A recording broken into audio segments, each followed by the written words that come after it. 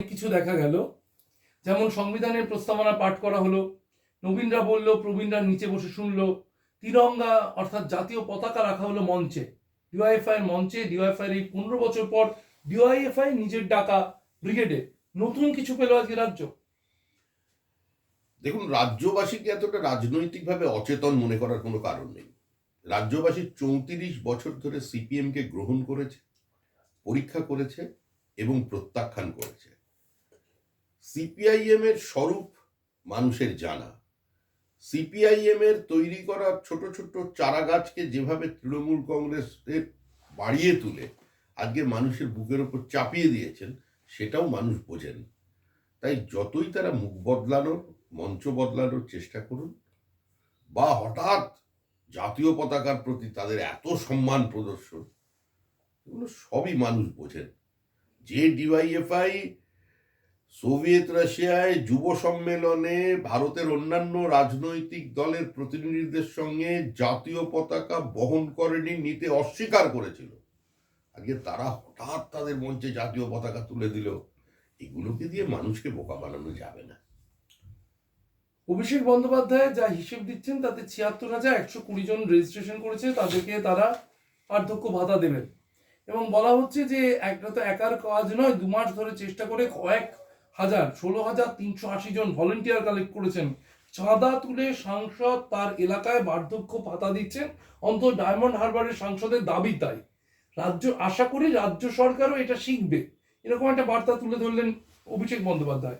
রাজ্যের শাসক দলের সাংসদ তিনি, রাজ্যের শাসক দল, তার পরিচালিত যে সরকার, তার মুখ্যমন্ত্রী হচ্ছেন নিজের পিসি, তার বিরুদ্ধে কি কার্যত অনাস্থা দেখিয়ে দিলেন? দেখুন, কার্যত উনি একটা সমান্তরাল সরকার চালাচ্ছিলেন। সরকারের বাইরে আর একটা সরকার চলছিল। কোন কোন ডিপার্টমেন্ট উনি পরিচালনা করেন সেটাও প্রত্যেক মানুষের জানা। তা হঠাৎ উনি নতুন বার্তা দিতে চাইছেন, সেটা নিয়ে কি মানুষের খুব একটা উৎসাহ আছে? আর এই যে ১৬,০০০ কতজনকে জোগাড় করেছেন, যারা প্রতি মাসে ১,০০০ টাকা করে দিয়ে যাবে, বা এই বিপুল অর্থ সম্ভার যাদের কাছে আছে, এদের নামের তালিকাটা প্রকাশ করা দরকার। তারা কারা সেটা খুঁজে দেখা দরকার। খার্গে কি প্রধানমন্ত্রীর কথা বলছেন? অধীর কে বলছেন চল যাই ভাই সঙ্গে যাই। G20-তে পার্লামেন্টে বিরোধী দলকে ডাকা হয়নি, কিন্তু খাস মেহমান মমতাকে ডাকা হয়েছিল। দিল্লিতে খেতে চলে গেলেন 3 দিন। সুপ্রিম কোর্ট বলছে যখন অনেক কিছু, তোমাকে বেশি সময় দিতে পারছি না। ওইদিকে দেখা গেল যে বললো টাকা আনতে যাচ্ছি, আর ওখানে গিয়ে বললো দাদা পায়ে পড়ি, ভাইপোটাকে বাঁচা। সেলিম বিজেপি এবং তৃণমূলকে একযোগে নিশানা করলেন যে মোদির কাছে মমতা দৌড়েছেন ভাইপোকে বাঁচাতে, বাংলার টাকা আনতে নয়। মোহাম্মদ সেলিম কিভাবে রাজনৈতিক পরিস্থিতি ব্যাখ্যা করবেন সেটা সম্পূর্ণ তার নিজের বিষয়।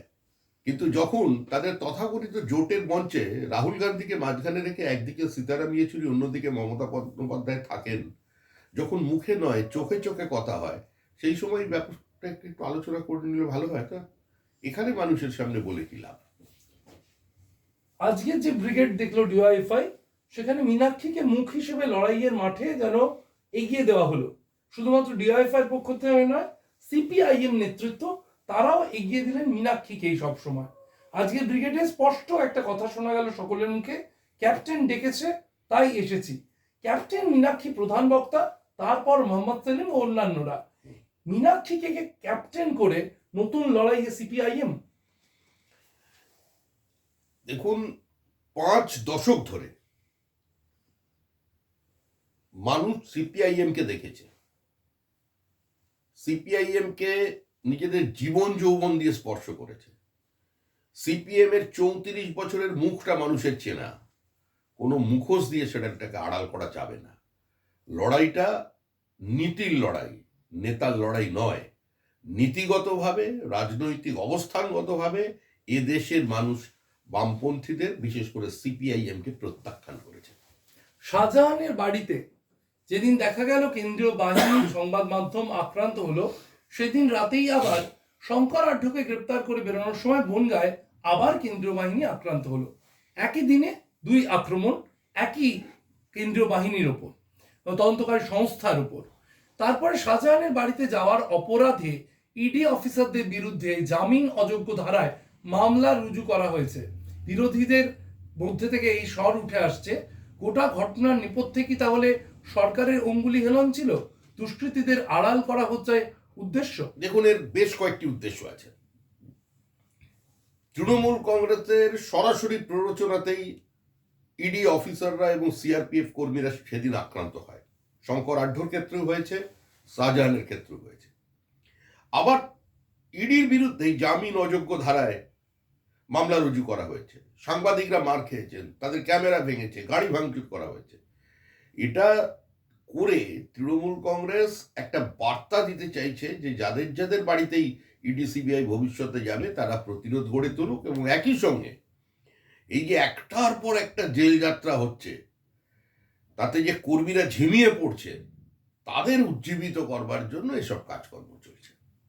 নবীন প্রবীণ দ্বন্দ্ব, অভিষেক বন্দ্যোপাধ্যায় তিনি এক পাশে বললেন দলে নবীন প্রবীণ অন্তর্কলহ কোনো দ্বন্দ্ব নেই, তারপরে তিনি যা বললেন তাতে নতুন বিতর্ক উঠে এলো। অনেকে বলছেন যে নতুন পুরনোদের মধ্যে দ্বন্দ্ব, কোথাও কোনো দ্বন্দ্বের জায়গা নেই। মমতা বন্দ্যোপাধ্যায়ের নেতৃত্বে দল ঐক্যবদ্ধ, দল আমাকে নবজোয়ার যাত্রার দায়িত্ব দিয়েছিল, পালন করেছি। ডায়মন্ড হারবারকে প্রায়োরিটি দিতে হবে। তবে মমতা বন্দ্যোপাধ্যায় অত্যন্ত সুসংগঠিতভাবে দল চালাচ্ছেন। ওনার ছবি আর প্রতীক হাতে দিয়ে আমাকে যেখানে পাঠানো হবে আমি চেষ্টা করব কাজ করার। তারপরে তিনি বলছেন 70 বছর বয়স হয়ে গেলে তো আবার আমি এসব করতে পারবো না, 2-2.5 মাস তখন রাস্তায় হাঁটতে পারবো আমি? আজকে 25 বছরের ছেলে যে পরিশ্রম করতে পারবে, 55-60 বছর বয়স হলে সে তো সেই কাজ করতে পারবে না। খেলার ক্ষেত্রে প্রযোজ্য, তাহলে রাজনীতিতে প্রযোজ্য হবে না কেন? সেই বয়স নিয়ে প্রশ্ন তুলে দিলেন। বিতর্ক নেই বলে নয়া বিতর্ক। আমরা তো আবার বলছি, এই বিতর্ক পরিকল্পিতভাবে তৃণমূল কংগ্রেস সারা ভারতবর্ষের যে রাজনীতি, দেশের মানুষের যে জাতীয়তাবাদী জনজোয়ার তার থেকে দৃষ্টি ঘোরানোর জন্য এবং সার্বিকভাবে নিজেদের প্রাতিষ্ঠানিক লুট, দুর্নীতি, গ্রেপ্তার হওয়া থেকে ফেরানোর জন্য এই বিতর্কটাকে বারবার নিয়ে আসছে। এর অর্থ সহজে করলে কি দাঁড়ায়? তাহলে কি মুখ্যমন্ত্রিত্ব এর দায়িত্ব পালন করবার সময় মমতা বন্দ্যোপাধ্যায় শেষ হয়ে গেছে? ওনার কি এবার বিশ্রাম নেবার সময় এসেছে? উত্তরাধিকার কেন তাড়াতাড়ি ঘোষণা হয়ে যাবে? তো এটা নিয়ে তো কেউ বিতর্ক করতে পারে, কিন্তু আমাদের কোনো উৎসাহ নেই। হুম।